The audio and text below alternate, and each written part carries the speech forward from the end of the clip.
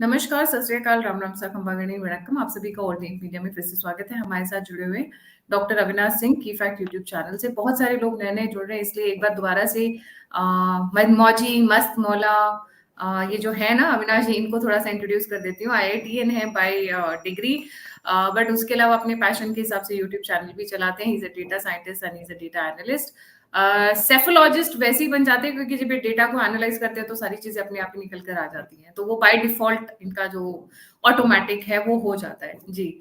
उसके अलावा इनका पर्सनल बताती हूँ, मूड के हिसाब से मन किया तो रात को 2 बजे भी लाइव लाइव कर देते हैं, और नहीं मन किया तो 4-4 दिन चैनल इनका कई बार बंद होता है, बट अभी थोड़े दिन से रेगुलर हो गए हैं। तो इनकी तारीफ में थोड़ी सी बातें करने के बाद अब मुद्दे पे आती हूँ।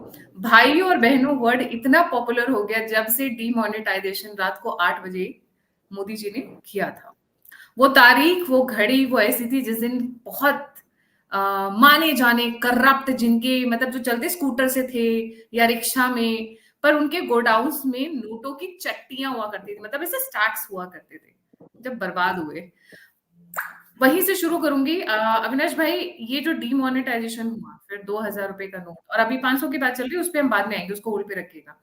डीमोनेटाइजेशन कैसे हुआ, क्यों हुआ, और उसका इम्पैक्ट क्या हुआ भारत में और हमारे पड़ोसियों में, लेफ्ट राइट दोनों, पाकिस्तान बांग्लादेश दोनों। जी, ओवर टू यू। नमस्कार सभी दर्शकों को, आपको भी। देखिए, नोटबंदी का जो फैसला था, उस फैसले के पीछे बहुत सारी बातें थी। इकोनॉमी को लेकर के था कि इकोनॉमी को रिवाइव करना है, क्योंकि जब तक लिक्विड नहीं रहेगा बैंकों के पास, जब तक कैश फ्लो नहीं रहेगा मार्केट में, तब तक बिजनेस होता नहीं है। आप किसी नोट को अपने घर में होल्ड करके अगर आप रख देते हैं तो निश्चित तौर पे वो आपका भी नुकसान करता है और देश की इकोनॉमी का भी नुकसान करता है। एक बहुत बेसिक कॉन्सेप्ट था। इसके पीछे एक सबसे बड़ा कारण और था, जो दूसरा सबसे बड़ा कारण था वो ये था कि बहुत बड़ी मात्रा में भारत के अंदर पाकिस्तान और पाकिस्तान की खुफिया एजेंसी आईएसआई नेपाल के माध्यम से और अन्य रास्तों से बहुत पैसा घुसा चुकी थी, जिसकी वजह से भी इकोनॉमी में बहुत बुरा असर हो रहा था। आप मनमोहन सिंह का दौर याद करिए, जब मनमोहन सिंह लास्ट में थे, मतलब 13-14 का जो फेज था, बहुत स्लो डाउन था इकोनॉमी में। उतना इम्पैक्ट 2008 में नहीं पड़ा था हमारे ऊपर, जब पूरे दुनिया में स्लो डाउन था। तो सबसे बड़ी बात क्या थी कि अब इसको कैसे रोका जाए।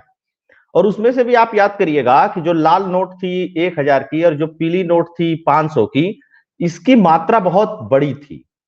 दूसरी बात क्या थी कि बहुत सारे करप्ट लोगों ने कई कई साल से 1,000 और 500 के नोट को ब्लॉक कर रखा था, मार्केट में था ही नहीं। किसी ने अपने घर में गद्दे बनवा लिए थे, किसी ने दीवार में चुनवा लिए थे, किसी ने बक्से के अंदर रख लिए थे। ये सब सारी बातें थी। ये एक पक्ष था। दूसरा पक्ष इसमें और भी था। छोटे छोटी होल्डिंग भी बहुत ज्यादा थी। 2 लाख, 10 लाख, 5 लाख, 25 लाख, 20 लाख की भी होल्डिंग लोगों के पास बहुत थी। तो इकोनॉमी में एक तो कैश फ्लो लेकर के आना था, इकोनॉमी को रिवाइव करना था, ये बात थी। दूसरी बात थी कि जो पाकिस्तान के द्वारा नोटें भारत के अंदर बड़ी मात्रा में आ गई थी, उसको हटाना था। तीसरी बात थी कि जब ये ब्लैक मनी बनता है किसी भी तरीके से, तो वो हथियारों को बढ़ावा देता है, लोकल लेवल पे भी देता है और इंटरनेशनल लेवल पे भी देता है। यानी जो आतंकवादी और अन्य सारी गतिविधियां वो भी बढ़ती हैं और लोकल लेवल पे भी क्राइम बढ़ता है जब कैश फ्लो होता है, जब कैश स्टॉक होता है। तो इसके अलावा ड्रग्स का है, फिर देश विरोधी बहुत सारी बातें, बहुत सारे ताकतें काम करती हैं। इन सब चीजों को भी रोकना था। साथ के साथ जो ब्यूरोक्रेट्स थे, जो पॉलिटिशियंस थे, जो बिजनेसमैन थे, जिन्होंने बहुत बड़ी मात्रा में पैसे को होल्ड कर रखा था, उनका पैसा भी निकलवा करके इकोनॉमी में लेकर के आना था। नोटबंदी किया गया। नोटबंदी को लेकर के अभी भी एक तबका कहता है कि बहुत सक्सेस नहीं है, लेकिन ये बहुत सक्सेस है। जैसे नोटबंदी होती है, पाकिस्तान की इकोनॉमी देखिए एकदम स्लो डाउन, आज तक वो लोग रिवाइव नहीं कर पाए। इसके पीछे 2 रीजन थे। वो क्यों हमारे देश में पैसा खपा लेते थे?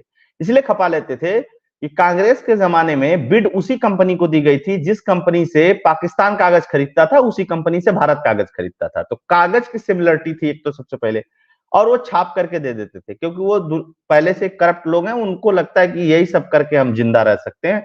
अच्छा काम तो कर ही नहीं सकते पाकिस्तानी, मतलब किसी भी वे में, न इकोनॉमी में, न रिसर्च में, न टेक्नोलॉजी में, न भाईचारे में, किसी भी चीज में।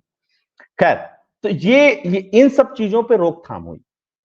और एक और बातें जो चलती हैं इकोनॉमिस्ट के बीच में भी, सिफोलॉजिस्ट के बीच में भी, डेटा प्रिडिक्ट करने वाले लोगों के बीच में भी, कि प्रधानमंत्री मोदी को भी बहुत बड़ा फायदा हुआ, क्योंकि जितनी क्षेत्रीय पार्टियां हैं या कांग्रेस पार्टी है जो बल्क में पैसा बांटती थी चुनाव के समय पे, उनको चुनाव जीतने में भी इसका हेल्प किया, क्योंकि वो लोगों के पास सिर्फ कैश बांटने को नहीं रह गया। तीसरी चीज क्या थी कि इसके माध्यम से मार्केट में पैसा डिस्ट्रीब्यूट हुआ। अब वो कुछ लीगल तरीके से भी डिस्ट्रीब्यूट हुआ, कुछ इलीगल तरीके से भी डिस्ट्रीब्यूट हुआ। लीगल तरीके से हुआ कि लिक्विड आ गई बैंक में, लेकिन मान लीजिए जब लोगों ने पैसे बदलवाए लाइन में लग करके, तो डिस्ट्रीब्यूट हुआ। जैसे किसी ने 1 लाख किसी को दिया, बोला कि भाई 90,000 मुझे वापस कर देना और 10,000 जो है अपने पास रख लेना। तो जो 1 लाख रुपया किसी एक व्यक्ति के पास होल्ड था, उसमें से उसके पास 90,000 वापस आए और जो 10,000 है वो किसी दूसरे के पास चला गया। उसमें बहुत बड़ा एक गरीब तबका भी था। इकोनॉमी को देखिए, जो जैसे हम जब कहते हैं कि ब्लैक मनी है, तो ब्लैक मनी का मतलब क्या होता है? ब्लैक मनी का बहुत सिंपल सा मतलब होता है कि आपने टैक्स नहीं पे किया है। तो आपने टैक्स नहीं पे किया तो मैक्सिमम टैक्स 30% आप मान करके चलिए। तो 100 रुपया आपने ब्लैक मनी अपने पास रखा हुआ है, तो एग्जैक्टली उसमें से 30 रुपया ही ब्लैक है, 70 रुपया तो व्हाइट है। लेकिन उस 30 रुपए के चक्कर में ना वो 70 रुपया यूज हो रहा है, ना 30 रुपया मिल रहा है सरकार को। तो पूरा 100 का 100 जो ब्लॉक हो गया, उससे एक प्रॉब्लम बढ़ी। दूसरी चीज कि हमेशा बड़ी नोटों में ही ब्लैक मनी को सेव रखा जाता है, क्योंकि छोटे नोट में अगर आप सेव करेंगे उसको, तो उसको कैरी करना बड़ा मुश्किल होता है ना। जैसे अभी 2,000 रुपए का नोट था, तो अभी 2 लाख रुपए आप जेब में रख करके चले जाइए, पता ही नहीं चलता था। लेकिन अब आपको 500 की 4 गड्डियां रखनी पड़ेंगी, तो वो पता चलेगा, है ना। लेकिन अगर 500 को भी हटा दिया जाए, 200 की रखनी पड़ेगी, तो आपको 10 गड्डी रखनी पड़ेगी, तो एकदम पता चलेगा। तो उसको कैरी करना, उसके लिए उतना स्पेस बनाना, वो ये अपने आप में बहुत टफ काम है। सामान्य जनता के पास इतना पैसा नहीं होता, तो वो नहीं सोच पाती इसके विषय में। जबकि मैं आपको बता दूं कि अगर 1 करोड़ रुपया 100 की नोट अगर किसी को दे दिया जाए, तो उठा करके भाग भी नहीं सकता है, इतना हो जाता है ना। मतलब उसे कह दिया जाए कि ये 100 की नोट की गड्डियां हैं और ये 1 करोड़ रुपए है, तुम इसको लेकर के भाग जाओ तो ये तुम्हारे हो जाएंगे, तो भाग नहीं पाएगा, इतना वजन हो जाएगा उसमें। तो ये एक परसेप्शन था जिसको ब्रेक किया। इसके थ्रू ब्रेक करने के बाद लिक्विड को मार्केट में लेकर के आए, उसके थ्रू इकोनॉमी को बूस्ट मिला, बहुत सारे कंस्ट्रक्शन के काम, गाड़ियां बिकी, बहुत सारा कुछ हुआ। उधारी लोगों का चुका बहुत लंबे लंबे समय तक था।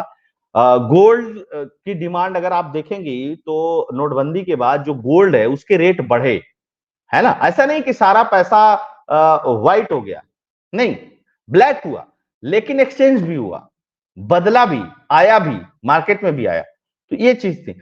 और एक और जो बात है उस पे बहुत सारे लोग कहते हैं कि कांग्रेस के जमाने में कुछ ऐसी नोट थी जो डबल डबल प्रिंट थी, ठीक है ना। जैसे जो सीरियल नंबर एक बार है वो प्रिंट होकर के मार्केट में चल रही है, और उसी सीरियल नंबर की दूसरी नोट भी प्रिंट हो गई थी। तो एक भी ये बड़ा गैम्बल था, एक बड़ा तरीके का एक धोखा था देश के साथ। और उसका कारण रहा कि जब नोटें वापस गई, तो लगभग लगभग उतनी नोटें वापस आ गई जितनी मार्केट में आरबीआई के रिकॉर्ड में सर्कुलर में थी, या मार्केट में जितना उन्होंने नोट प्रोड्यूस किया था। तो यहां से भी शक पैदा होता है, बाद में तो गिना गया, फिर नहीं भी गिना गया। एक और चक्कर है कि लोग कहते हैं कि 0.5% नोट ऐसी थी जो मतलब क्या बोलते हैं उसको, नकली नोट भी उसमें आ गई। क्योंकि आप देख रही थी एकदम पूरा अफरा तफरी मची हुई थी, ले आओ गड्डी, गिनो, कौन उसकी अकाउंटेबिलिटी करे, कहां वो लिखा जाए। क्योंकि जब नई करेंसी जाती है तो उन गड्डियों का सीरियल नंबर लिखा रहता है, पुरानी करेंसी में कैसे लिखा जाएगा, एक एक नोट का नंबर लिखना तो इम्पॉसिबल सा था, फिर उसको मैच कराना भी इम्पॉसिबल सा था। तो वो भी एक मुद्दा था। तो अगर ओवरऑल देखेंगे आपको, तो नोटबंदी के बहुत सारे लॉन्ग टर्म फायदे थे। जी जी, नोटबंदी के बहुत सारे लॉन्ग टर्म फायदे थे। आपने पाकिस्तान गिना दिया, बांग्लादेश और नेपाल पे भी इम्पैक्ट आया है इसका, और सबसे ज्यादा देखिए, इम्पैक्ट कांग्रेस पे आया। मैं बाहर पे बाद में जाऊंगी, सबसे ज्यादा इम्पैक्ट तो कांग्रेस और समाजवादी पार्टी पे आया, ऐसा क्यों? क्षेत्रीय पार्टी, देखिए क्षेत्रीय पार्टियों को अगर आप देखेंगे तो क्षेत्रीय पार्टियों ने सारी क्षेत्रीय पार्टियों पे इंपैक्ट आया। रीजन क्या था? जिसका होल्ड नहीं था, एक बात ध्यान रखिएगा, ममता बनर्जी पे इंपैक्ट नहीं पड़ा, क्योंकि ममता बनर्जी का बंगाल पे पूरा होल्ड था, कंप्लीट होल्ड था। तो उसने अपना काम कर लिया था, लब्बोलू आप, उस पे नहीं आया। लेकिन मैक्सिमम क्षेत्रीय पार्टियों पे इसका इंपैक्ट आया, क्योंकि देखिए क्षेत्रीय पार्टियों के साथ सबसे बड़ी मजबूरी क्या है कि उनके नेता या उन पार्टियों के पास इलेक्शन लड़ने के लिए कैश एक बड़ा माध्यम है, ठीक है ना। वो डिजिटली और इस तरीके की चीजें वो नहीं कर पाते हैं। और या एक नंबर का पैसा कहां से आएगा, एक नंबर का पैसा उनके उनके पास दानदाता भी बड़े नहीं है। और इस समय में तो समाजवादी पार्टी में सहारा परिवार डूब गया था, लगभग उस समय डूब गया था सहारा की स्थिति खराब चल रही थी, वो जेल में थे। उसके अलावा अगर आप देखेंगे तो बड़े बड़े जो बिजनेस घराने थे, अनिल अंबानी थे, उनकी स्थिति खराब हो चुकी थी। जो लोग उनको फंड करते थे कारपोरेट से, तो उनके पास ले दे करके क्या बचा, जो घपला घोटाला किया है भाई उसी में का जो कैश वैस है वही बचा। तो उनके पे तो इम्पैक्ट पड़ना ही पड़ना था। लेकिन कांग्रेस पे भी बड़ा इम्पैक्ट पड़ा। कांग्रेस पे के भी जो क्षेत्र में जो पैसे थे उनके पास, जिससे वो चुनाव को मैनेज कर सकते थे, वो नहीं कर पाए।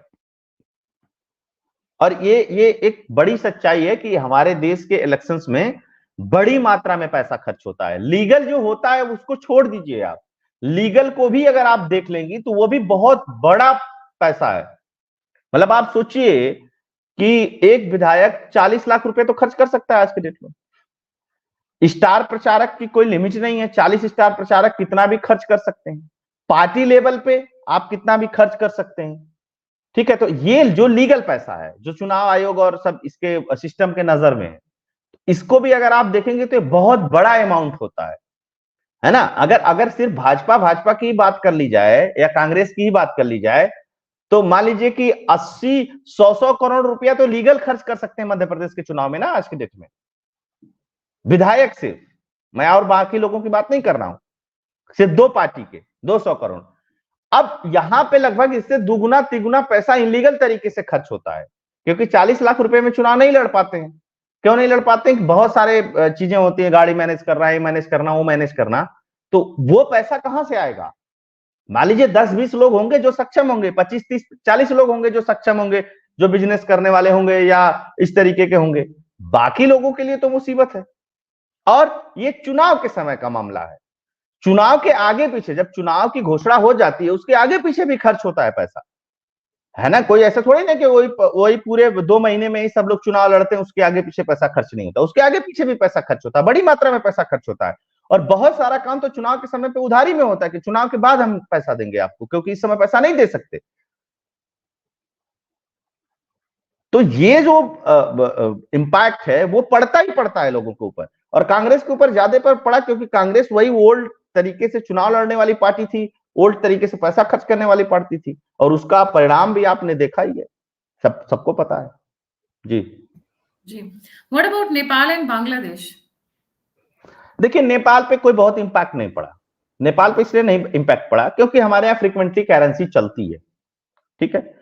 और बहुत लंबे समय तक ऐसी ऐसी खबर आती रही कि नेपाल में पैसा बदला जा रहा है, और बहुत सारे लखनऊ से लेकर के दिल्ली तक लोग रोज पकड़े जाते थे। उसमें कुछ अफवाह थी, कुछ सच्चाई थी, जो भी चीजें थी आरबीआई के माध्यम से। नेपाल पे बहुत इंपैक्ट नहीं पड़ा। एक छोटी इकोनॉमी है उनकी, एक बात। दूसरी बात कि हमारे यहाँ जब आप नेपाल जाएंगी तो एकदम फ्रीक्वेंटली हमारी नोटें चलती हैं वहां पे। मतलब जैसे आपको कोई प्रॉब्लम नहीं है, एक्सचेंज आप करवाएं ना करवाएं कोई फर्क नहीं पड़ता, वहां पे फ्रीक्वेंटली चलती हैं भारत की नोट। बहुत बड़े मात्रा में नेपाल के लोग भारत से डेली ट्रेवल करते हैं, आते जाते हैं। और बॉर्डर एरिया में तो बहुत है, बॉर्डर एरिया के अलावा भी बहुत है। तो उनके पे बहुत उस तरीके का इंपैक्ट नहीं पड़ा। इंपैक्ट पड़ा बांग्लादेश पे, और खासकर जो बंगाल का पार्ट वाला है वहां पे इंपैक्ट पड़ा, क्योंकि नकली नोट बांग्लादेश के माध्यम से भी बड़ी मात्रा में आता था। असली का तो खेल जो है ही है। और जो जैसे गाय का जो गाय यहां से बहुत बड़ी मात्रा में भेजते हैं सब गौ तस्कर कटने के लिए, तो वहां पे भी नोटों का जो एक्सचेंज होता था, उसमें भी नकली नोट का एक बड़ा रैकेट काम करता था, है ना। अक्सर आप सोचिए कि राजस्थान से लेकर के और बंगाल तक, और बंगाल के बाद फिर बांग्लादेश तक पूरा एक रैकेट है। यहां से गाय आती है, फिर हरियाणा होते हुए, फिर कुछ उत्तर प्रदेश आगरा के थ्रू आती हैं, फिर वो उत्तर प्रदेश में घुसती हैं। आगरा वाले बॉर्डर से हरियाणा और उत्तर प्रदेश का जो बॉर्डर लगता है वहां से कुछ गाय घुसती हैं, फिर उसके बाद ये लेकर के सीधे ऐसे होते हुए बनारस के बगल में चंदौली एक है, चंदौली से बिहार, बिहार से बंगाल, बंगाल से फिर बांग्लादेश से लेकर के जाते, पूरा रूट है। और अक्सर इसमें छापेमारी होती है आजकल तो, और अक्सर ये सब पकड़े जाते हैं। तो ये जो इधर से पहुंचाते थे तो उधर से दो चीजें उनको मिलती थी, उनको करेंसी तो मिलती थी।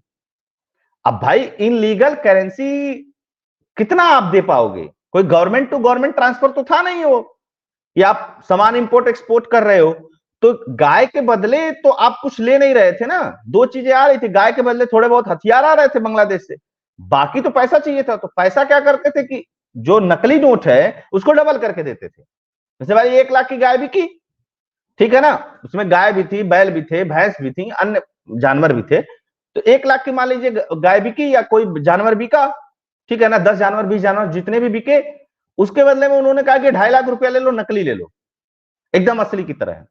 तो वो भी खेल चलता था, है ना। और उसमें न्यूनता आई है, ये रूट अभी पूरी तरीके से ब्लॉक नहीं हुआ है due to Bengal, due to Mamata Banerjee. तो बांग्लादेश पे इंपैक्ट उसका पड़ा था जी। तो ये तो हो गया जो हमने डीमोनेटाइजेशन की बात की। जब ये 2000 के नोट क्यों बंद किए, पहली बात, और उसका इम्पैक्ट क्या है? देखिए टेक्निकली 2000 की नोट बंद नहीं किया गवर्नमेंट ने, गवर्नमेंट ने रिकॉल किया उसको। रिकॉल कैसे किया कि भाई मान लीजिए नोट है, पुरानी हो गई है, लाइए हम उसको बदलेंगे, ठीक है, और आप जमा करा सकते हैं। अभी भी आप आरबीआई में जाकर जमा करा सकते हैं। टेक्निकली सरकार ने 2000 के नोट का लीगल टेंडर कैंसिल नहीं किया। इसको वापस लेने का मतलब यह था कि लगभग 3 लाख करोड़ के आसपास का पैसा सर्कुलेशन में ही नहीं था। आप देखती होंगी कि मार्केट में 2000 का नोट नहीं दिखता था, और जैसे बंद हुआ तो दिखना ही शुरू हो गया। मतलब लोग कहते थे कि लोग मजाक उड़ाते थे, अरे यार गुलाबी नोट का तो दर्शन ही नहीं हो रहा है आजकल, कहां है? और सरकार ने आज से 2-3 साल पहले एटीएम में डालना बंद कर दिया था। एटीएम से नहीं 2000 के नोट निकलते थे, बैंक ने देना बंद कर दिया था 2000 का नोट। जब बैंक ने देना बंद कर दिया, बैंक के पास आना बंद हो गया, मार्केट में नहीं चल रहा है, एटीएम में नहीं पड़ रहा है, तो नोट कहां है? जाहिर सी बात है वो नोट ब्लॉक करके रखा हुआ था। ब्लॉक करके रखा हुआ था तो बैंकों को लिक्विड चाहिए था। बैंकों के पास लिक्विड होगा तो इकोनॉमी बूम करेगी, बिजनेस के लिए अधिक से अधिक पैसा बांट सकेंगे। तो मोदी साहब ने कहा कि एक काम करो, आरबीआई के साथ बात करके एक काम करो, इसको रिकॉल करा लो। वैसे भी नोटों को लेकर के बहुत मतलब आलोचना होती थी कि 2000 के नोट की तब जरूरत थी भाई, पैसा तुरंत तुरंत पहुंचाना था, बांटना था, तो आपने बांट दिया। अब इसका कोई औचित्य नहीं है भाई। 1000 का बंद करके 2000 का बनाने का क्या मतलब था? तब भी आलोचना हुई थी, तब दूसरी जरूरत थी, अब जरूरत थी नहीं। आरबीआई ने छापना बंद कर दिया, एटीएम में डालना बंद कर दिया, बैंक में आना बंद हो गया, बैंक से जाना बंद हो गया। जब रिकॉल कराया तो देखिए बड़ी मात्रा में आया। हालांकि हम बहुत सारे लोग, हम जैसे लोग भी आलोचना किए थे कि भाई इस तरीके से नोट को रिकॉल करा रहे हो तो कोई भी जमा कर लेगा। जमा करते करते आज के डेट में भी 10,000 करोड़ रुपया मार्केट से नहीं आया है बैंकों के पास। सोच लीजिएगा इसको। अब ये 2000 नोट का करेगी क्या? ये 2000 के नोट 500 के नोट में कन्वर्ट नहीं होंगे। ये जो 2000 के नोट वापस आए हैं, ये 100 के नोट छपेंगे, इससे 200 के नोट छपेंगे और डिजिटल करेंसी में ये कन्वर्ट होंगे। मैं आपको बता दूं, क्योंकि वैल्यू है ना उसकी, उसके अगेंस्ट उन्होंने एक वैल्यू बना रखी है। उस वैल्यू पे ये नोट डिजिटल करेंसी के रूप में छपेंगे। और मैं आपको बता दूं डिजिटल करेंसी कैसी, सेम नोट की तरह होगी, फिजिकल नहीं होगी, डिजिटल होगी। पूरा नोट पे जैसे नंबर पड़ता है वैसे नंबर पड़ेगा, सारी बातें होंगी, वो आपके वॉलेट में पड़ा रहेगा। तो एक तो उसको भी प्रमोट करना है। फायदा क्या होगा कि आप उस नोट को जहां खर्च करेंगे वो ट्रैक किया जा सकता है, एक एक इस वजह से। और 200 के और 100 के नोट से बहुत समस्या नहीं है। मार्केट को अब इसी नोट की जरूरत है। देखिए आप बड़े ट्रांजैक्शन करना चाहते हैं लीगल तरीके से, आपके पास क्या ऑप्शन है? आपके पास सबसे बड़ा ऑप्शन है चेक काट के दे दीजिए, एनईएफटी कर दीजिए, आरटीजीएस कर दीजिए, उसके बाद आपके पास यूपीआई है। अब करिए ना, क्या दिक्कत है इसमें, है ना। अब टैक्सेशन की बात आती है यहां पे, टैक्स वाला ये वाला टैक्स लास्ट माइल देना होता है। जीएसटी व्यापारी को नहीं देना होता है, जीएसटी देना होता है कंज्यूमर को। समस्या क्या है? लीगल करिए, चैन से सोइए, कोई दिक्कत नहीं। भाई ये प्रवृत्ति छोड़नी पड़ेगी देश को कि पैसा होल्ड करके रखो, कैश रखो। क्या जरूरत है कैश की? हाँ, उसको जरूरत जरूर है, उसके पास सारे लॉजिक हैं जिसको काम इनलीगल करना है। और ऐसा भी नहीं कि कैश बंद हो रहा है या 500 की नोट आज ही बंद हो रही है, लेकिन आप मोटा मोटी मान करके चलिए 2000 की नोट 500 के नोट में कन्वर्ट नहीं होगी, 100-200 में कन्वर्ट होगी और डिजिटल करेंसी में कन्वर्ट होगी। आपको करेंसी भी रखने का शौक है तो डिजिटल करेंसी एक ऑप्शन है आपके पास, आप यूज कर सकते हैं उसको। वो करेंसी की तरह ही होती है पूरी। मैं तो डिजिटल करेंसी देखा हूं पूरा, जैसे नोट पे सीरियल नंबर छपता है वैसे सीरियल नंबर छपता है, जैसे नोट बनती है वैसे नोट बनती है उसमें भी, है ना। और उसके लिए कोई जरूरत नहीं है कि आपके मोबाइल में इंटरनेट चल रहा है कि नहीं चल रहा है, बैंक कनेक्ट है कि नहीं है। आपने बैंक से अपने वॉलेट में ले लिया और जैसे आप कैश खर्च करते हैं वैसे ही वो कैश ही है एक तरीके का, लेकिन डिजिटली है, उसको ट्रैक किया जा सकता है। जी जी, आती हूँ 500 के नोट पे। मार्केट में इस वक्त बातें चल रही है कि 500, अच्छा 2000 वाला पहले मैं कंप्लीट कर लूं। 2000 वाला विड्रॉ करने के पीछे वही रीजन तो नहीं है जो डीमोनेटाइजेशन के टाइम पे हुआ था? एक तो कहा जा रहा है कि फेक करेंसी प्रिंट होनी शुरू हो गई थी, दूसरा बहुत सारे लोग होर्डिंग स्टार्ट कर लिए थे, इसी वजह से 2000 के नोट मार्केट में नहीं आ रहे थे। और फिर नेक्स्ट क्वेश्चन है वो है कि कहा जा रहा है कि 500 के नोट भी शायद बंद हो जाएंगे आने वाले टाइम में। जी देखिए, 2000 के नोट का लोग होल्डिंग शुरू नहीं किए थे, होल्ड कर चुके थे, होल्ड ऑलरेडी हो चुका था। तो मैं आपको बता रहा हूं ना, 3 साल से एटीएम में नहीं नोट पड़ रहे थे, पहली बात। बैंकों के पास वापस नहीं आ रहे थे, दूसरी बात। बैंक वापस दे नहीं रहे थे, तीसरी बात। और मार्केट में चल नहीं रहा था, तो जाहिर सी बात है होल्ड था। और जैसे ही ये बात हुई कि नहीं, आप इन सब नोटों को जमा कर सकते हो, अपने खाते में जमा कर दो, खुद से जमा कर लो, यहां जमा कर लो, वहां जमा कर लो, जहां चलाना है वहां चला लो। पहले दिन लगा लोगों को कि बड़ा अफरा तफरी हो जाएगी, बड़ा सब कुछ है। अब 4 दिन बाद हल्ला मचना बंद हो गया, क्योंकि सरकार का काम यह नहीं था कि यहां से इलीगल मनी पकड़ना है। सरकार का बस सिंपल सा काम था कि जो तुम घर में पैसा रखे हो, जैसे मान लीजिए आपने अपने घर में 100 किलो गेहूं स्टॉक करके रखा हुआ है, ठीक है, आप उसको बाहर ही नहीं निकाल देंगे, तो वो आपको भी बेनिफिट नहीं दे रहा है और हमको भी बेनिफिट नहीं दे रहा है, इकोनॉमी को भी बेनिफिट नहीं दे रहा है। सरकार ने कहा कि ऐसा है कि जितने लोग 100-100 कुंटल का बोरा रखे हैं, ठीक है ना, वो जमा कर दें या मार्केट में उसको चला दें, क्योंकि इतने दिन के बाद हम लेना बंद कर देंगे। ठीक है, तो लोगों ने फटाफट फटाफट अपने बोरे, किसी के पास 1 बोरा, किसी के पास 100 बोरा, किसी के पास 200 बोरा, किसी ने पेट्रोल पंप पे चला दिया, किसी ने बांट दिया, किसी ने बेच दिया, किसी ने जमा कर दिया, ये सब हुआ। तो मल्टीपल माध्यम थे, लिक्विड को पूरा किया। आपने देखा होगा आरबीआई रिसर्च की एक रिपोर्ट आई इसी 2000 की नोट पे, इकोनॉमी का जो प्रोडिक्शंस था वो बढ़ गया, इकोनॉमिक ग्रोथ का, क्योंकि मार्केट में लिक्विड आ गया, उधारियां चुक गई, और सबसे बड़ी बात क्या थी, इंश्योरेंस रिन्यू हो गए लोगों के। बहुत सारे जो एनपीए खाते थे उनमें पैसे आ गए, तो ये भी तो जरूरी है ना, ये तो अच्छा काम हुआ। और लिक्विड आ गया बैंक। अच्छा, लोगों ने जितना जमा किया बैंकों में उसका मात्र 10% ही निकाला, 10 से 12%। तो ये फायदा हुआ इकोनॉमी का इससे। अगर बहुत रिस्ट्रिक्शंस लगा देती इस पे सरकार, नहीं ऐसे नहीं कर सकते, वैसे नहीं कर सकते हो, तो एक अफरा तफरी का माहौल बनता, और फिर अफरा तफरी का माहौल बनता तो इलीगल लोग उसमें कमाते, है ना। तो इंपैक्ट इसका बहुत बड़ा रहा।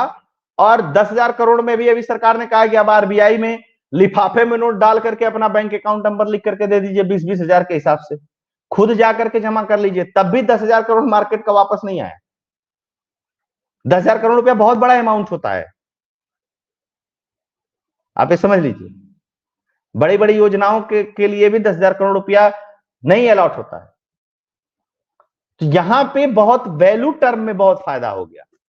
दूसरी बात, जो 500 की नोट की आप करें, देखिए बंद तो 2000 का भी नहीं हुआ, डरा धमका के सब वापस ले लिया सरकार ने, ठीक है ना, आरबीआई ने, एक कर देंगे, वो कर देंगे, फलाना कर देंगे, ठिकाना कर देंगे, ठीक। अब देखिए आपको बताता हूं, जैसे अभी आप मार्केट में 2000 का नोट लेकर के जाएंगे ना, तो कोई मना नहीं कर सकता है कि बैन हो गया, बंद हो गया, है ना। लेगा भले नहीं कि उसको आरबीआई जाना पड़ेगा, लेकिन मना नहीं कर सकता है। दूसरी बात मैं बताता हूं आपको, जो 500 के नोट के संदर्भ में, 500 की नोट भी बंद नहीं होगी। 500 की नोट पे भी यही पॉलिसी लगेगी और 7, 8, 10 साल में अगले 500 की नोटें छपना धीरे धीरे बंद हो जाएंगी और ये पूरा का पूरा शिफ्ट होगा डिजिटल करेंसी के तहत। जैसे नोट होती है ना फिजिकल, वैसे हो जाएगी वो डिजिटल। उसका बैंक से कनेक्शन की बात नहीं है। आप बैंक गए, आप बैंक से आपने कहा कि हमको कैश चाहिए, तो कैश के बदले वो कहेगा वॉलेट खोलिए अपने मोबाइल का, कितना है 1 लाख चाहिए, 1 लाख ले लीजिए, तो कैश है आपके वॉलेट में, समझ लीजिए आप, ठीक है ना। जहां उस तरीके का कैश वॉलेट होगा आप वहां उसको चला सकते हैं। सिंपल कैश रखने का जिसका शौक हो डिजिटल कैश रख सकता है, ठीक है ना। वो बैंक में जो आपका यूपीआई के थ्रू पैसा भेजते हैं या आरटीजीएस एनईएफटी करते हैं उससे अलग है, वो एक अलग मेथड है ना। ये जैसे आपका फोटो है ना आपके मोबाइल में, तो ठीक है उसी फोटो की तहत नोट होगी आपके मोबाइल में, ये है डिजिटल करेंसी। और और नंबर के साथ, सीरियल नंबर के साथ होगी। अभी तक आप पैसा भेजते हैं तो उसका कोई सीरियल नंबर नहीं होता, उसका ट्रांजैक्शन नंबर होता है। अभी तक आप नोट नहीं ट्रांजेक्ट करते हैं, अभी तक आप एक वैल्यू ट्रांजेक्ट करते हैं जिसका एक ट्रांजैक्शन नंबर हो जाता है। 1 रुपया भेजेंगे तभी एक ट्रांजैक्शन नंबर मिलेगा, 1 करोड़ भेजेंगे तब भी एक ट्रांजैक्शन नंबर मिलेगा। यहां नोट मिलेगी आपको डिजिटल फॉर्म में, इस बात को समझिएगा। तो सरकार क्या करेगी कि 10 के, 20 के, 50 के, 10 के नोट भी आप मान के चलिए कि मोटा मोटी बैन की स्थिति में है। मैं आपको बता दूं, अब पिछले 2 साल से नई करेंसी 10 की मार्केट में नहीं आ रही है, ठीक है ना। आप शादी विवाह में लोग भारत में बहुत खर्च करते हैं, उसकी जगह पे सरकार 20 का नोट दे रही है। 20 का नोट चाहे जितना ले लीजिए। 100 की नई करेंसी की भरमार है, अवेलेबिलिटी है। 200 की करेंसी की अवेलेबिलिटी है ना, भरपूर है मार्केट में। आप करेंसी चेस्ट से ले लीजिए, बैंक से ले लीजिए, हर जगह आ रही है। तो 20 की नोट, 50 की नोट, 100 की नोट, 200 की नोट, कैश के लिए इतना काफी है। और गरीब आदमी के पास 10 लाख 5 लाख रुपए नहीं होते हैं, उसके पास 10, 20, 25, 50,000 रुपए होते हैं। 1 लाख होगा, 2 लाख होगा, कोई कोई किसी की पत्नी अगर बचा के रखेगी तो 1,50,000, 2 लाख रुपए रख लेगी, इससे ज्यादा नहीं रख पाती है वो भी। अगर अपनी इकोनॉमी की बात करेंगे तो 200, 100 की नोट में रख लेगी, वो बहुत प्रॉब्लमेटिक नहीं है ना। लेकिन जो बड़े लोग हैं उनको प्रॉब्लम होगी इससे, जो बड़ा कैश कैरी करते हैं, ठीक है। अच्छा, कैश में ही अगर आपको बहुत कैश का है तो उसके लिए डिजिटल कैश आपके पास है, डिजिटल करेंसी के रूप में यूपीआई है, दुनिया भर की चीजें अवेलेबल है आपके पास मार्केट में। तो 500 की नोट बैन नहीं होगी, 500 की नोट होगी छपनी बंद। और उसके बदले ये जो 2,000 की नोट बंद हुई है, इसके बदले मुझको लगता है कि 20-30% ये लोग 200-100 की नोट छाप करके मार्केट में चलाएंगे, बाकी डिजिटल करेंसी की तरफ शिफ्ट करेंगे। यूपीआई का ट्रेंड बहुत बढ़ गया है भारत में। मैं अपनी बात कर दूं, मैं पिछले 6 महीने में मुश्किल से 2,500-3 हजार या 4,000 रुपए कैश यूज किया हूंगा। मेरा सब काम यूपीआई से होता है। 10 रुपए का भी काम है तो यूपीआई से होता है। भाई मेरे पास एक नंबर में पैसा आता है, एक नंबर में टैक्स देता हूं, एक नंबर में जाता है, तो मुझको कौन सा शौक है कि नहीं जेब में मैं कैश लेकर के चलूं, है ना। ऑटो वाला ले रहा है, सब्जी वाला ले रहा है, पान वाला ले रहा है, दूध वाला ले रहा है, मकान मालिक किराया ले रहा है वो ले रहा है, बिजली विभाग वो है वो ले रहा है, अमेजन से कुछ मंगाओ वो ले रहा है। जब सब ले रहे हैं तो कौन सा जरूरत है, कौन सा शौक है कैसे कैरी करें जी। इनफैक्ट कैश बहुत अब हेडेक हो जाता है लोगों को कैरी करना। 100, 50, 200, 1000 इस तरीके का लोग रखते हैं इमरजेंसी, जहां एटीएम ना मिले। अच्छा, एटीएम की भी अब जरूरत नहीं है क्योंकि आपके फोन में ही सब कुछ है। मतलब एक यूनिवर्सल हो गया ना, आपका हर चीज फोन में आ गई है। जैसे मान लीजिए जरूरत आपके पास नेटवर्क नहीं है कहीं पे भी, डिजिटल करेंसी के ट्रांसफर करने में नेटवर्क का कोई भूमिका नहीं। नेटवर्क अब बहुत अच्छा हो गया, 5G आ गया भारत में, 2-3 साल में और नेटवर्क अच्छा हो जाएगा। आपको अगर मान लीजिए कि आप एकदम नेटवर्क में नहीं आना चाहते हैं तो आप फोन में डिजिटल करेंसी रखिए, जहां डिजिटल करेंसी का वॉलेट है उसमें ट्रांसफर कर दीजिए, कोई दिक्कत नहीं है, जस्ट लाइक कैश ही है वो। और इससे सबसे बड़ा इम्पैक्ट आई थिंक क्या हुआ है डिजिटल पेमेंट से या डिजिटल करेंसी से, अविनाश भाई, ये जो काला बाजारी थी ना, 2 करोड़, 5 करोड़, 10 करोड़, 40 करोड़, ये जो हो रही थी ना, ये अब ट्रैप में आनी शुरू हो गई है। ये जो मूवमेंट हो रहा था बहुत ज्यादा कैश का, ये अब यू कैन फिगर आउट। अब जैसे आपने कितने सारे वीडियोस किए जहां पर 50 करोड़ पकड़ा गया कैश, ज्वेलरी पकड़ी गई कैश, ये वाली अब एकदम नजर में आनी शुरू हो गई। You can actually map them out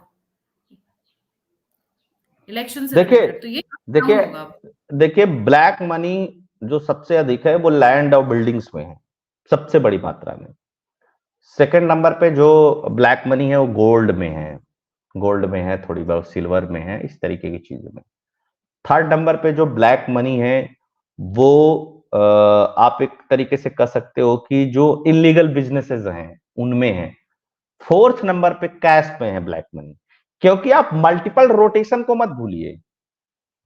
cash एक अलग चीज है। आज के पहले किसी आईएएस अधिकारी ने 40 करोड़ का बंगला लिया था जो 400 करोड़ का है। 40 करोड़ का भी अगर लिया था तो वो ब्लैक मनी थी उस जमाने की, और आज 400 करोड़ की है तो उसी ब्लैक मनी से वो खत्म हुआ। तो मॉनिटरिंग टर्म में वो बढ़ गया, ठीक है ना। अब उसकी जांच तो हो नहीं रही है कि 40 साल पहले वाले की जांच हो रही है या 30 साल पहले वाले की जांच हो रही है। जांच होने से कोई कानून भी नहीं है, उसका कोई फायदा भी नहीं होगा, सुप्रीम कोर्ट में केस गिर जाएगा। वो जो लोगों ने बना लिया है अलग अलग माध्यमों से, ठीक है। अब जैसे मान लीजिए किसी के फादर रहे हों बिजनेसमैन या कोई भी रहे हों, उन्होंने कोई चीज अपने बेटे को दे दिया, तो वो अब क्या बोलते हैं कि वो पारिवारिक हायरार्की में आ गया कि ये आपके पास 5 किलो सोना कहां से आया, तो जी ये मेरे मदर फादर से आया। ठीक, सिंपल है, आपने दिखा दिया उसको, बात खत्म हो गई। लेकिन वो भी इनलीगल था, वो तब इनलीगल था, तब पकड़ नहीं पाए आप। तो एक वो भी टर्म है। बहुत सारी लैंड्स हैं, बहुत सारी ऐसी चीजें हैं, ठीक है, इनलीगल बिजनेसेस, जैसे पब है, जैसे आर्म्स हैं, जैसे ड्रग्स हैं, ठीक है। इनलीगल बिजनेसेस में भी इस तरीके की चीजें बहुत चलन में चलती है। अब मान लीजिए कि डिजिटली ट्रांसफर होने लगेगा ना, तो लोगों को अंदर डर रहेगा, और डिजिटली जब लेकर के आएंगे, और अब देखिए जितना भी आईटी है चाहे ईडी है, जितनी भी रेड्स मार रही है, इसका जितना ट्रांजेक्शन का मिलान हो रहा है, ये सब एआई बेस हो रहा है। रूटी पकड़ ले रहा है कि फर्स्ट पैसा कहां से चला, सेकंड पैसा कहां से चला। आप सोचिए कि करोड़ों ट्रांजेक्शन हो रहे हैं, उन करोड़ों ट्रांजेक्शन को पढ़ करके उनका रूट पता करना तो बहुत मुश्किल हो जाएगा ना। लेकिन अब तो रूट ही निकाल ले रहे हैं कि अच्छा पहली बार यहां से आया, फिर यहां से आया, फिर यहां से आया। तो वो उस पे भी, इस पे रोक लगेगी बड़ी मात्रा पे। तो ये भी बहुत बेनिफिशियल है इस तरीके की चीजें। जी, बिल्कुल सही। अविनाश भाई, would you like to add anything on the concluding note? यही है कि देखिए, नोट 500 की बंद हो या ना हो, लेकिन आप एक चीज मान करके चलिएगा कि कैश करेंसी का भविष्य बहुत अच्छा नहीं है, बहुत उज्जवल नहीं है, बहुत लंबे समय तक नहीं चलने वाला है। जी, इसमें एक चीज और है कि जो इनका प्रिंटिंग कॉस्ट होता है ना, जो बहुत अच्छा खासा यूज होता है, और जिसकी वजह से ये डुप्लीकेट करेंसी बनाने का भी होता है। जैसे स्विस वाला आपने एग्जांपल बताया, वहां से पेपर आता तो वहां की उसने वही सेम पेपर इंडिया को बेचा, सेम पेपर पाकिस्तान को बेच दिया, और पाकिस्तान को बना किस तरीके से छापना है वो वाला टेम्पलेट भी बेच दिया था एक तरीके से। अरे ये जो लोग तो फेक, कहते हैं कि भारत की एक पुरानी मशीन थी वो भी बेच दिया गया था। हाँ हाँ, और आरबीआई की वर्ड्स तक में गया हुआ है फेक करेंसी। ये तो बाद में अब चीजें, क्योंकि अब धीरे धीरे निकल ही जाती हैं बातें। उस वक्त जानबूझकर निकाली नहीं गई क्योंकि अफरा तफरी मच जाती पूरे भारत में, बट धीरे धीरे और चीजें निकलती रहती हैं। इंडिया में डिजिटल ट्रांजेक्शन हो, ये चीजें दुनिया से किसी भी देश से बहुत सिक्योर है। मैं आपको एक बहुत छोटी सी बात बताता हूँ। अभी भी क्रेडिट कार्ड पे वो नहीं है, क्योंकि क्रेडिट कार्ड जितने भी प्रोवाइड कराने वाले हैं वो सब विदेशी कंपनियां हैं। भारत में जितने भी क्रेडिट कार्ड प्रोवाइड कराती हैं कंपनियां, वो कोई भी देसी कंपनी नहीं है, सब विदेशी कंपनी है। आप अंतर समझिएगा, जितने भी आप डेबिट कार्ड यूज करते हैं, रुपे कार्ड को छोड़ करके जो भी यूज करते हैं वो सब विदेशी कंपनियां हैं। मतलब वीजा एक कंपनी है, मास्टरियो एक कंपनी है। जितना आप एटीएम यूज करते हैं उसमें कोई इंडियन कंपनी नहीं है। सबसे बड़ी कंपनी दुनिया की एनसीआर है। एनसीआर एक कंपनी है अमेरिका की, वो एटीएम प्रोवाइड कराती है। आपने देखा होगा ओटीपी का कॉन्सेप्ट सबसे पहले भारत लेकर के आया, सबसे पहले पूरी दुनिया में। तब क्या था कि आपका कार्ड डेबिट कार्ड हो चाहे क्रेडिट कार्ड, खो गया तो कोई भी स्वैप कर लेता था, ठीक है। अभी भी क्रेडिट कार्ड से लोग हटा नहीं पाए, क्रेडिट कार्ड में अभी भी है, हालांकि कुछ रिस्ट्रिक्शंस है भारत में उसको स्वैपिंग करने के। तो बहुत सेफ है, जितना मल्टीपल ट्रांजेक्शन करते हैं, जितना बड़ा कंट्री है उसके हिसाब से बहुत सेफ है। आप किसी को अपना पासवर्ड ही दे दीजिए, बोल दीजिए कि मेरा चोरी हो गया, तो बात अलग है। जी। मैं वहां पे वो पॉइंट कंप्लीट करना भूल गई थी, जो प्रिंटिंग कॉस्ट है जी और जो जी उसके लूप होल्स हैं वो भी काफी हद तक कर्टेल हो जाएंगे डिजिटल करेंसी, डिजिटल पेमेंट्स के बिल्कुल। बाद। देखिए प्रिंटिंग कॉस्ट का मैं बता दूं कि देखिए नोट प्रिंटिंग उसमें छपता है, टकसाल में ढलाई होती है सिक्कों की। आप देखे होंगे कि 2 पैसा 1 पैसा भी बहुत सारे लोग ऐसे होंगे कि जिन्होंने देखा होगा, अपने हम लोगों ने तो देखा है, 1 पैसा 2 पैसा 3 पैसा 5 पैसा 10 पैसा, फिर उसको लेकर के उसके जो मटेरियल्स हैं वो मेटल्स जो हैं वो बदलने लगे। फिर उसमें एल्युमिनियम था, एल्युमिनियम के बाद कुछ और आया, गिलट आया, फिर पीतल आया, ये सब सारी चीजें होती रही। तो वो भी वैल्यू के हिसाब से कॉस्टली होता रहा, तो भी छपता रहा। अच्छा, इकोनॉमी में वो एक्सचेंज के लिए तो चलता है, इकोनॉमी में वो एक धातु के रूप में ही, एक मटेरियल के रूप में ही देखा जाता है उसको, है ना। सिक्के की कोई वैल्यू नहीं है, सिक्का कोई गिना नहीं जाता आरबीआई में, इसलिए आपने देखा कोई नंबर नहीं होता सिक्के पे, कोई सीरियल नंबर नहीं होता। वो आप जिस मटेरियल को आप यूज कर रहे हैं सिक्के के रूप में, अगर उसको आप किलो के भाव से भी जोक करके बेचेंगे तो मार्केट में बिक जाएगा उतने का, उसकी वैल्यू यही है। इसीलिए आपने देखा होगा सिक्का बैंक भी नहीं वापस लेते हैं, सिक्का बैंक वापस नहीं लेते हैं। कहीं ले लें, कहीं मजबूरी में ले लें, वो एक अलग मैटर है, लेकिन वापस नहीं लेते हैं, क्योंकि वो एक सिर्फ एक्सचेंज के लिए यूज होता है और उसमें उनको डर नहीं है कागज की तरह। उनको पता है कि अगर ये नहीं भी चलेगा, यही कारण है कि आपने देखा होगा कि इतना पैसा बैन हुआ, 54 58 10 पैसा 50 पैसा, 1 रुपए के भी बहुत सारे हैं जो छोटे सिक्के, बड़े सिक्के मार्केट से गायब हो गए, 2 रुपए के बड़े सिक्के मार्केट से गायब हो गए, 5 रुपए के बड़े सिक्के मार्केट से गायब हो गए। कहीं अफरा तफरी मची कि मेरा 5 रुपया का नहीं चल रहा है मेरा 1 रुपया वाला नहीं चला, मेरी चवन्नी नहीं चल रही है, अफरा तफरी मची नहीं मची, क्योंकि वो गल गया। वो जहां भट्टियों में गया वो गल गया, उससे चीजें बन गई, उससे ज्वेलरी बन जाती है बहुत सारी आर्टिफिशियल, तो खत्म हो गया। कॉस्ट लेकिन बहुत आती है उस पे, कॉस्ट आना, फिर ट्रेवल करना, रॉ मटेरियल, फिर उसको केयर करना, सब बहुत हौच-पौच है जी। Thank you so much Avinash भाई for joining on this subject. जाने से पहले सभी व्यूअर्स से रिक्वेस्ट है, please don't forget to like subscribe and share the alternate media only only इनका अविनाश जी का एक चैनल है की fact YouTube channel, please don't forget to like subscribe and share. बहुत अच्छे वीडियोस बनाते हैं और छोटे छोटे कैप्सूल्स में बनाते हैं, 15 मिनट 20 मिनट, हार्डली इनका कोई वीडियो है हाफ एन आवर क्रॉस करता है। So please don't forget to like subscribe and share the key fact YouTube channel. और इसी के साथ जय हिंद, जय श्री राम, हर हर महादेव। Thank you Avinash. हर हर महादेव, जय श्री राम। जय श्री राम।